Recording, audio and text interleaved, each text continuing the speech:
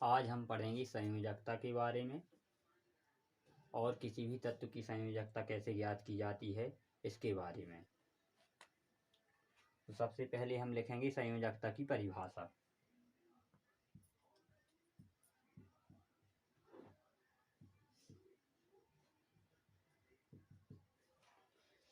किसी भी तत्व के बाह्यतम कोश में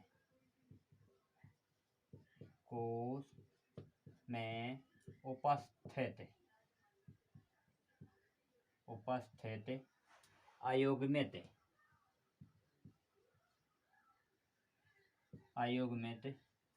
इलेक्ट्रॉनों की संख्या को ही उस तत्व की संयोजकता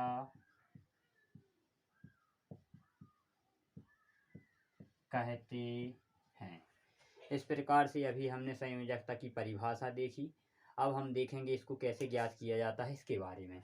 तो सबसे पहले हम यह जानेंगे कि किसी भी तत्व के अगर बाह्यतम कोश में 1, 2, 3 या 4 आ जाए तो इन्हें ही उस तत्व की संयोजकता कहा जाता है। लेकिन अगर 5 आ जाए, 6 आ जाए, 7 आ जाए या 8 आ जाए बाह्यतम कोश में, तब हम इन्हें 8 में से घटा करके उस तत्व की संयोजकता को निकालते हैं।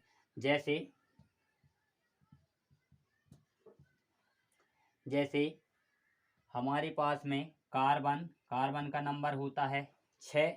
इसको हम अष्टक नियम के तहत निकालेंगे तो 2, 8, 8 हम लगाएंगे तो पहले कितने भरे जाएंगे 2, दूसरे में 8, तीसरे में 8। लेकिन यहाँ 6 है तो पहले में 2 भरे जाएंगे, इसके बाद में दूसरे में कितने भरे जाएंगे, हमारे 6 में से 2 चला गया तो कितना रह गया, अब 4 ही शेष रह गया है। तो जो ये 4 आया है, जैसे हमने पहले बताया, अगर किसी तत्व के बाह्यतम कोश में, ये बाह्यतम कोश माना जाता है जो सबसे अंतिम वाला कोश होता है। तो इसके अंतिम कोश में 4 आया है, जो पहले बताया गया है कि भाई अगर 1, 2, 3, 4 आता है तो वहीं उस तत्व की संयोजकता होती है।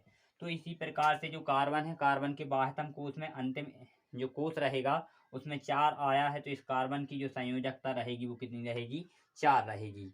अब हम इसी प्रकार से जो देखेंगे तो आगे देखेंगे। इसके बाद में कार्बन के बाद में हमें जो देखना है अगला तत्व रहेगा वो रहेगा हमारा नाइट्रोजन। नाइट्रोजन का नंबर होता है 7। अब इसको भी लिखेंगे तो आएगा 2 आएगा और 5 आएगा। तो इसके बाह्यतम कोश में कितना आ गया है, 5।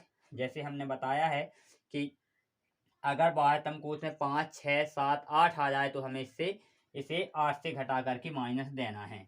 तो 8 में से 5 जाएगा तो कितने बचेगा, 3 शेष रहेगा।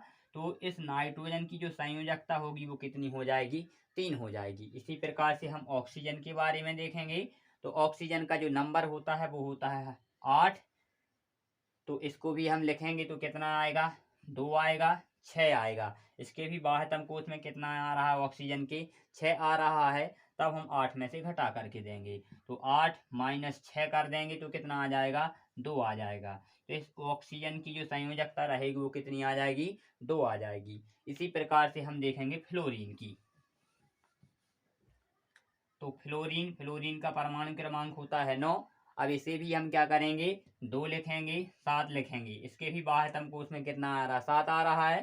तब हम 8 में से घटा करके देंगे। 8 में से 7 घटाएंगे तो कितना आ जाएगा, 1 आ जाएगा। इस फ्लोरीन की जो संयोजकता रहेगी वो कितनी आ जाएगी, 1 आ जाएगी। इसी प्रकार से नियोन का देखेंगे तो नियोन की 0 आएगी। तो अब देखेंगे हम किसके बारे में, सोडियम के बारे में। सोडियम का जो नंबर होता है वो होता है 11। तब हम इसकी संयोजकता निकालेंगे तो आएगा 2, 8 और 1। तो इसके बाह्यतम कोश में कितना आया है, 1 आया है। तो इस सोडियम की कितनी संयोजकता हो जाएगी, 1 ही हो जाएगी। क्यों हो जाएगी, क्योंकि किसी भी तत्व के बाह्यतम कोश में 1, 2, 3 या 4 आ जाए तो उसे उस तत्व की संयोजकता बोल देते हैं। इसी प्रकार से हम मैग्नीशियम का देखेंगे। मैग्नीशियम का नंबर जो होता है वो होता है 12, तो इसे लिखेंगे 2 लिखेंगे, 8 लिखेंगे 2 लिखेंगे। तब इस मैग्नीशियम के बाह्यतम कोश में कितना आ रहा है, 2 आ रहा है, तो मैग्नीशियम की 2 ही संयोजकता हो जाएगी। इसके बाद में हम लिखेंगे एल्यूमिनियम। एल्यूमिनियम का नंबर होता है 13, तो इसकी संयोजकता निकालेंगे, 2 आएगा, 8 आएगा, 3 आएगा। तो एल्यूमिनियम के बाह्यतम कोश में कितना आ रहा है, 3 आ रहा है, तो एल्यूमिनियम की 3 ही संयोजकता हो जाएगी। इसके बाद में अगर हम निकालना चाहें तो सिलिकॉन आएगा। सिलिकॉन का नंबर होता है वो होता है 14, इसकी निकालेंगे तो आएगा 2 आएगा, 8 आएगा और 4 आ जाएगा। तो सिलिकॉन की संयोजकता कितनी हो गई है, 4 हो गई है। इसी प्रकार से हम निकालेंगे फास्फोरस की। फास्फोरस का नंबर होता है 15, इसका निकालेंगे तो आएगा 2 आएगा, 8 आएगा और 5 आ जाएगा। तो यहाँ पर फिर से 5 आ गया है, तब हम क्या करेंगे, 8 से घटा करके दे देंगे। इसकी संयोजकता 8 में से 5 घटाएंगे 3, तो फास्फोरस की जो संयोजकता आएगी वो कितनी आ जाएगी, 3 आ जाएगी। अब देखेंगे सल्फर। सल्फर का नंबर होता है 16, तो आ जाएगा 2 आएगा, 8 आएगा और 6 आएगा। तो इसके भी बाह्यतम कोश में कितना आया है, 6 आया है, तब 8 में से घटाएंगे। तो इसे 8 में से घटाएंगे कितना आएगा, 2 आएगा। सल्फर की संयोजकता कितनी हो गई है, 2 हो गई है। इसी प्रकार से हम एक और तत्व देखेंगे, वो रहेगा हमारा अगला तत्व जो रहेगा वो होगा क्लोरीन। क्लोरीन का नंबर 17, 2 लिखेंगे, 8 लिखेंगे, 7 लिखेंगे। तो इसके बाद हम कोश में 7 हैं, तो 8 में से 7 घटाएंगे कितना आएगा, 1। तो इस क्लोरीन की संयोजकता कितनी हो गई है, 1 हो गई है। इसी प्रकार से हम किसी भी तत्व की संयोजकता को आसानी से निकाल सकते हैं, ज्ञात कर सकते हैं।